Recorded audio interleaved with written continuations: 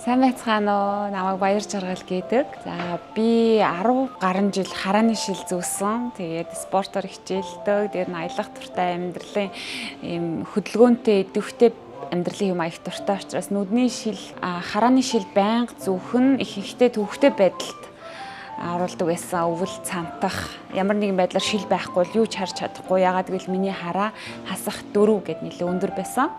За тийм болохоор сүүлийн 1 жилийн хугацаанд хараагаа тэглүүлэхээр судлаад нэлээд сайн судалсан.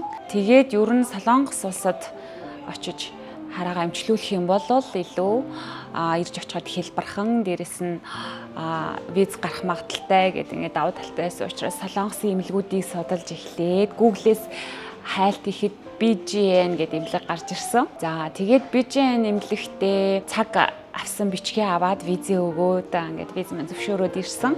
Ирсний дараа 2 эмнэлэгт үзүүлээд энэ эмнэлгээгээ сонгосон байгаа. Яагаад гэвэл энэ эмнэлэг нь Солонгосын сайн эмнэлгүүд гэсэн хайлтан дээр гарч ирээд бүх мэдээлэл нь байсан учраас илүү ихтгэл төрүүлж байсан. Тэгээд хагалгааны өмнөх дараах тэр бүх суул тал гарч болох эрсдлүүдийг маш тодорхой хэлж өгч ирсэн нь бол үнэхээр их таалагдсан. Тэгээд за энэ эмнэлэг бол маш хариуцлагатай. Эргээд 10 жилийн дараа 20 жилийн дараа гарч болох үр дүнг тооцоолоод надад ICL буюу линз суулгах ажилбарыг зөвлөсөн. Тийм болохоор би ихтгэл төрөөд энэ эмнэлгээ сонгоод ингээд ирсэн өдөртөө шууд хараагаа тэглүүлсэн байгаа.